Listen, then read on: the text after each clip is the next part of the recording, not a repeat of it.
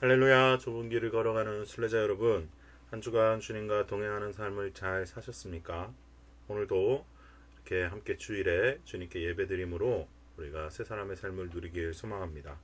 이 시간 함께 찬양으로 하나님께 영광 돌리며 주님께 예배 드리겠습니다.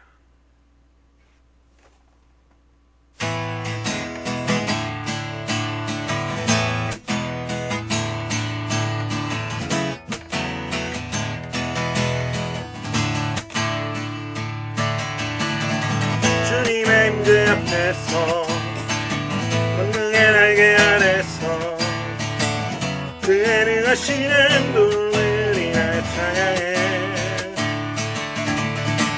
주님의 임재 앞에서 권능의 날개 아래서 그의 능하시는 눈을 인하여 찬양해. 주의 나라 주의 권세 찬양 주의 임하네. 모든 원수 굴복하네. 주의 임재 앞에 주의 나라 주의 권세 찬양 주의 임하네. 모든 원수 굴복하네. 내가 춤을 출때 가위처럼 춤을 추면서 전심으로 주를 즐거워하라. 모든 만물들아 찬양하라. 영원히 영원히 가위처럼 춤을 추면서 전심으로 주를 즐거워하라. 모든 만물들아 찬양하라. 영원히 영원히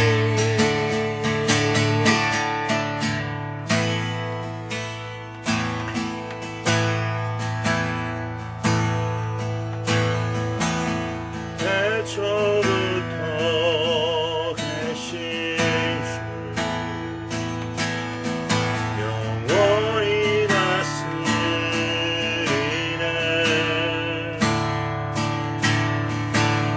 말씀으로 창조신 주 앞에 서네.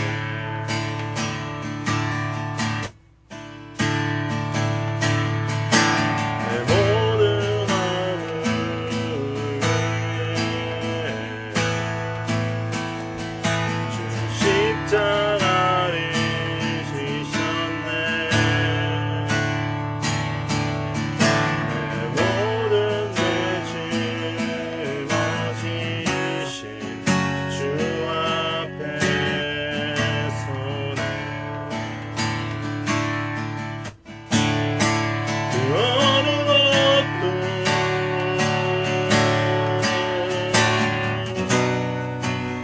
나 할 수 없네.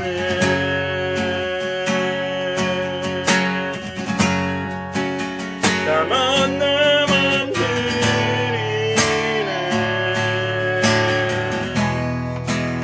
온전히 줄게.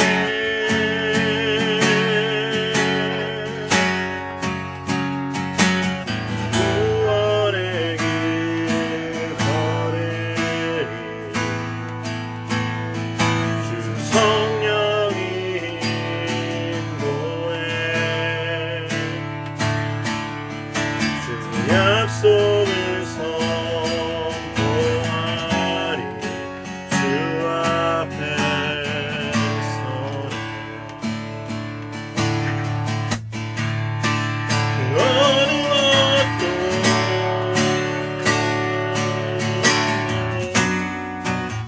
날 할 수 없네.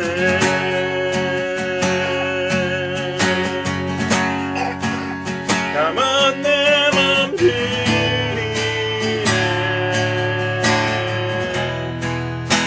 온전히 줄게. 어느 것도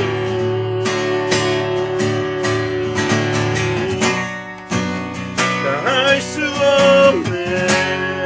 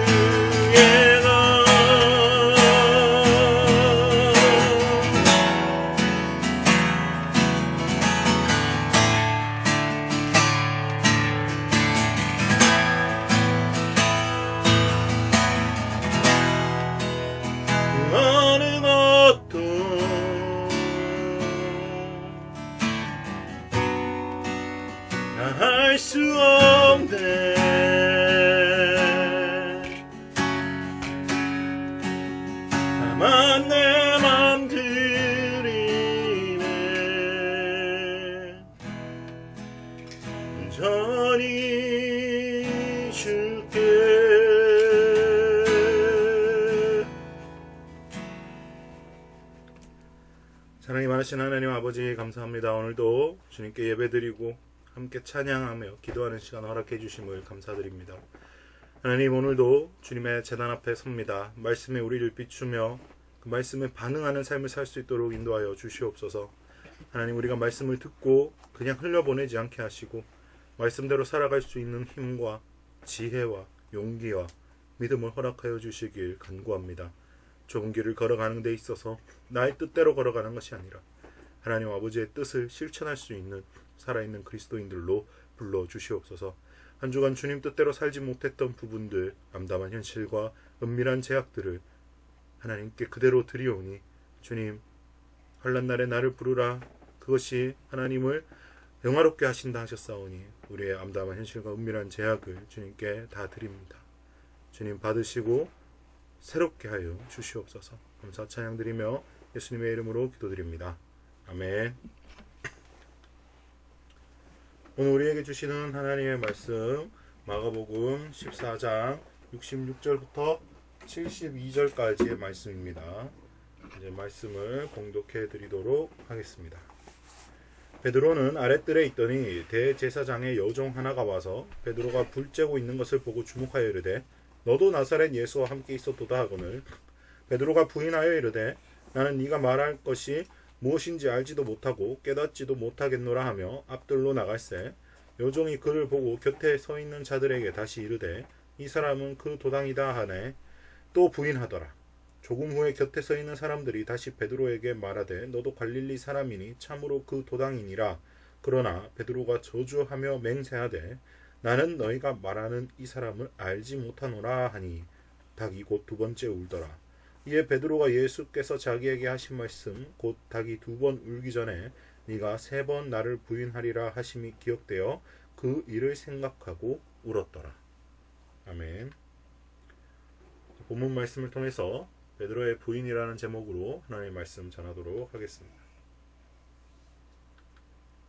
오늘 본문 말씀은 베드로가 예수님의 예언대로 예수님을 세 번 부인하고 저주까지 하는 장면이 기록되어 있는 장면입니다. 참으로 비극적이고 비참할 수밖에 없는 아주 고통스러운 장면입니다. 너무나도 유명한 장면이지만 이 본문을 통해서 우리가 생각하고 묵상해야 될 포인트가 있다는 것이죠. 하나님께서 오늘 저와 여러분에게 베드로와 같은 실수를 하지 않는 법에 대해서 깨닫게 하시고 말씀대로 살아가는 은혜를 베풀어 주시길 간절히 소망합니다. 자, 오늘 이 베드로의 부인, 베드로가 예수님을 모른다, 나는 그와 상관없다, 심지어 그를 저주까지 하는 그 장면을 통해서 우리가 얻어야 할 교훈은 무엇일까요? 첫 번째, 누구나 다 넘어질 수 있다라는 겁니다. 심지어 그 수제자였던 베드로조차 예수님을 세 번 부인하고 넘어졌다라는 것이죠. 이것이 우리에게 위로가 될 때도 있지만 이걸로 우리의 행동을 합리화하거나 타당하게 생각해서는 안 될 것입니다.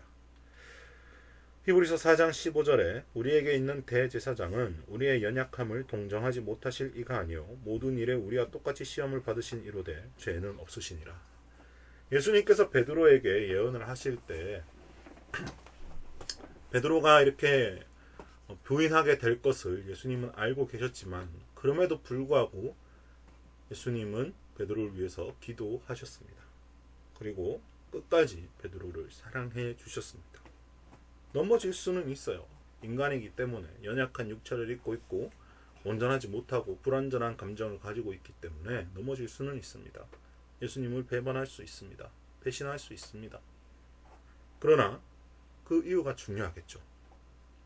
그 배신하고 떠나가느냐, 배신하고 회개하느냐의 차이는 천지차이다 라는 것입니다. 자, 그래서 두 번째, 믿음은, 진짜 믿음은 죽음 앞에 달아봐야 안다라는 것이에요. 내 믿음은 진짜 죽음 앞에 달아봐야 알 수 있다. 자, 만약에 베드로가 예수님이 네가 죽을 거야, 네가 그리고 나를 부인하지 않고 네가 나를 따라서 죽을 거야 라고 말씀하셨어도 베드로는 그렇게 대답했을 거예요. 예, 주님, 전 주님과 함께 죽겠습니다. 저는 절대 부인하지 않을 거예요. 이렇게 대답했을 거예요. 근데 베드로가 지난번에 말할 때 힘있게 말하되 라고 했어요. 힘있게 말하되. 이 힘있게 말하되 라는 말은 그냥 큰 소리로 말한 정도가 아닙니다. 아주 강력하게 주장했다라는 거예요. 절대로 그런 일은 죽어도 없다. 속된 말로 그러면 내 손에 장을 찢겠다라는 표현입니다. 그래서 그렇게까지 호언장담했지만 그럼에도 불구하고 베드로는 넘어질 수밖에 없었고 부인할 수밖에 없었다. 왜? 죽음이라는 실존 앞에 인간은 너무나 연약한 존재이기 때문입니다. 세 번째 교훈은 예수님은 그럼에도 불구하고 용서하신다라는 것이죠.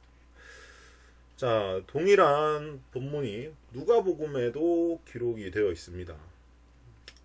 그런데 이때 누가복음에는 61절 말씀이 추가가 되어 있어요. 61절 말씀에 한 문단이 추가되어 있습니다. 누가복음에 보면 베드로가 이르되 이 사람아 나는 네가 하는 말을 알지 못하노라 아직 말하고 있을 때에 닭이 곧 울더라. 그때 61절에 마가복음과 마태복음에는 생략되어 있지만 누가복음에는 이렇게 되어 있습니다.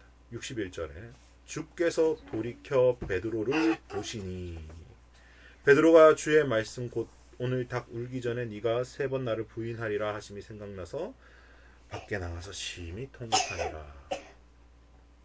주께서 돌이켜 베드로를 보셨다라는 거예요. 베드로가 부인할 때 안뜰 바깥뜰 같은 공간에 있었다라는 거예요.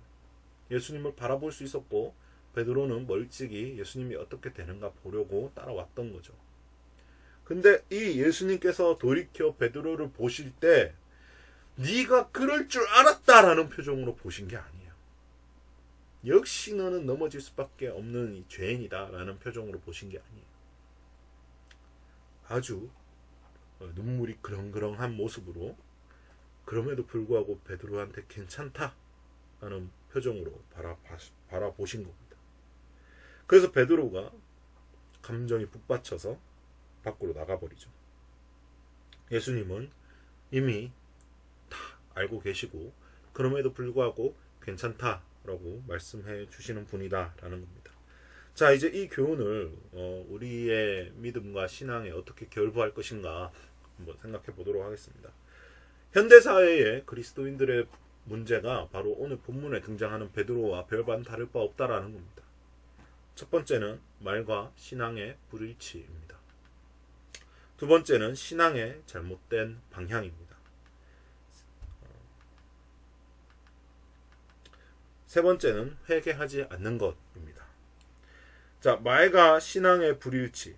만약에 지금 우리나라가 북한과 6.25 전쟁을 통해서 졌어요. 그래서 공산화된 국가였다면 지금처럼 예수님의 이름을 부를 수 있는 사람이 몇이나 될까요? 북한에서처럼 예수님의 이름만 꺼내도 총살당하는 곳이고 3대가 멸하는 곳이라면 저 여러분은 예수님 믿을 수 있겠습니까?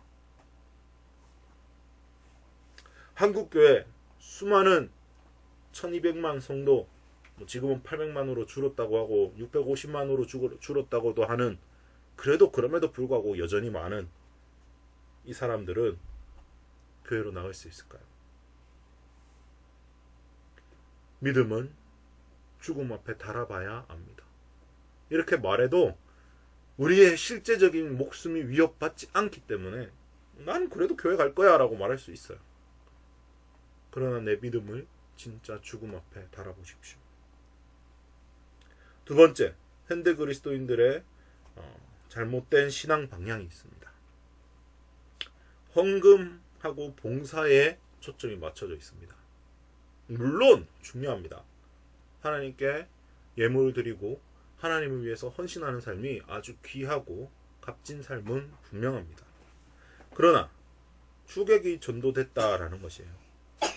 헌금을 많이 하고 맡은 봉사가 많으면 믿음이 좋은 것으로 인식하는 게 잘못된 방향이다라는 거예요.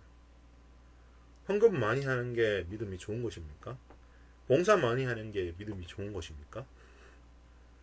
그렇게 생각하시면 오산입니다. 믿음은 좋은 것이 아니라 방향을 제대로 잡는 것입니다. 믿음의 방향은 하나님 중심이 되어야 합니다. 헌금 많이 하는 것으로 하나님이 기뻐하지 않습니다. 헌금을 100억, 1000억 하실 수 있습니까? 조, 10조, 100조 해보십시오. 하나님 기뻐하실까요? 그거 다 원래 하나님 건데요. 하나님의 부유함에 단 하나도 우리의 헌금이 영향을 끼칠 수가 없습니다. 단지 내 마음을 하나님께 드리는 거죠. 봉사 역시 마찬가지입니다. 내가 봉사를 많이 하니까 나는 믿음이 좋아. 아니죠. 믿음이 좋기 때문에 봉사를 하는 겁니다. 주객이 전도되면 안 되는 것이죠. 세 번째 문제, 회개하지 않는 것입니다. 베드로는 회개하고 돌아왔습니다. 왜 많은 사람들이 회개하는 것에 대해서 생각을 하지 않을까요? 왜냐하면 하나님과의 실제적인 관계에 별 관심이 없기 때문입니다. 하나님 보이지 않거든요. 하나님 느껴지지 않거든요. 그럼에도 불구하고 교회만 다니면 안전하고 교회만 다니면 천국 간다라고 생각하기 때문에 교회 다니는 것에 초점을 맞추고 있지, 월요일부터 토요일까지의 삶은 하나님과 별 상관이 없어도 관계가 없다라는 거예요. 그 시간에는 세상에서 열심히 일하고 내가 쉴 거 쉬고 하나님은 주일에만 찾으면 된다라는 인식이 깔려있기 때문입니다. 그리고 죄를 지어도 사람들이 모릅니다. 뉴스에 날만한 진짜 드러나는 죄를 지으면 모르겠지만 그리스도인들의 대다수의 죄는 마음으로 짓는 죄예요. 드러나지 않습니다. 아무도 모른다라고 생각하기 때문이죠. 그리고 그렇게 죄를 짓고 나면 영적인 권위와 영적인 소유권을 마귀에게 넘겨주는 꼴인데, 그렇게 됐음에도 불구하고 내 실생활에는 별 타격이 없습니다. 마귀는 내버려 두거든요. 실제로는 타격을 받고 있음에도 불구하고 그게 영적인 문제다라는 것조차 인지하지 못할 때가 많습니다. 예를 들면 질병의 문제. 모든 질병이 영적인 문제다라고 말할 수는 없습니다만 대다수의 질병은 영적인 문제와 연관이 있습니다. 실제로 그렇습니다. 가난의 문제. 돈을 많이 못 버는 거, 내가 재능이 없고 노력이 없고 내가 원래 돈이 없고 가난한 집에서 태어났기 때문에 여전히 가난하다? 하나님의 뜻이 아닙니다. 가난도 영적인 문제가 결부되어 있는 경우가 상당히 많습니다. 고난 역시 마찬가지고. 그러나 그런 모든 영적인 문제들을 깊게 생각하지 않는다라는 거예요. 하늘에서 매인 것이 땅에서 매이고 하늘에서 풀린 게 땅에서 풀리는 게 하나님의 영적인 법칙입니다. 하나님과 영적인 관계를 바르게 설정하지 않으면 이 세상에서 여전히 마귀에게 소유권을 내어준 채, 죄를 짓는 채, 회개하지 않은 채 교회만 다니다가 끝나는 삶을 살게 된다라는 것이에요. 교회 다니는 게 능사가 아닙니다. 하나님과 내가 오늘 지금 어떤 관계를 맺고 있느냐.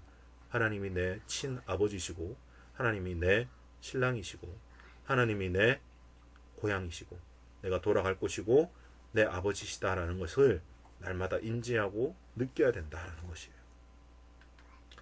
자, 그럼 어떻게 살아갈 것입니까? 나의 믿음을 달아보십시오. 계속 이야기하는 것입니다. 예수님 믿는 것 때문에 손해가 발생하는 일이 여전히 21세기 대한민국의 삶에서 일어날 수 있습니다. 그것이 목숨을 위험하는 일은 아닐 거예요. 그러나 그럼에도 불구하고 예수님 믿는 것 때문에 손해가 발생하는 것 감수해 보십시오. 최대한 피해 갈 수 있습니다. 내가 예수님 믿는다는 것을 밝히면 불리할 때가 있어요. 불합리한 상황에 마주할 수 있고 손해볼 때가 있습니다. 그러나 그런 일에 한번 최대한 마주해 보십시오. 그래서 내 믿음을 달아보십시오. 두 번째, 믿음의 방향을 체크하십시오. 믿음이 좋고 나쁘고를 떠나서 믿음은 방향이라고 말씀드렸습니다. 나의 말과 행동이 하나님이 원하시는 방향으로 이루어졌는지 체크해야 됩니다. 나의 삶의 방향이 하나님의 뜻과 일치하는지 달아봐야 한다라는 것이에요.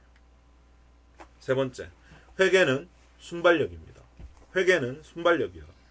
절대 하루를 넘기지 말고 매일 회개의 삶을 누려야 합니다. 이것이 하나님께서 원하시는 저와 여러분을 향한 뜻입니다. 회개는 어려운 것이 아닙니다. 날마다 하나님의 뜻대로 순종하지 못한 부분들을 발견한다면 암담한 현실과 은밀한 제약을 있는 그대로 하나님께 드리면 됩니다. 그때 하나님께서는 그걸 받으시고 나의 연약함을 강건함으로 바꿔주신다라는 것입니다. 오늘 말씀을 기억하시면서 베드로처럼 예수님을 부인할지라도 그럼에도 불구하고 다시 돌아오면 하나님께서는 우리를 받으시고 용서하시고 사랑해 주시는 하나님이다라는 것을 믿으며 그 사랑으로 한 주를 또 살아내고 승리하는 좁은 길을 걸어가는 순례자들 되시길 예수님의 이름으로 축복합니다. 우리 주께 가까이 날 이끄소서 함께 찬양 올려드리시며 준비하신 예물 하나님께 올려드리도록 하겠습니다.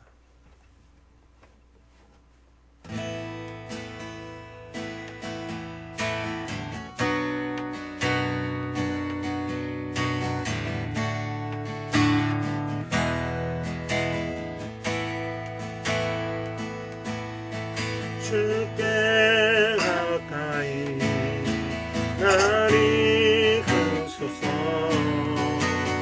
너희 주님 나를 원합니다. 채워주소서 주의 사랑을 진정한 찬양 들을 수 있도록 목마른 나의 영혼 주를 부르리. 나의 맘 만져 주소서. 주 나를 원합니다. 원합니다. 나의 맘 만져 주소서.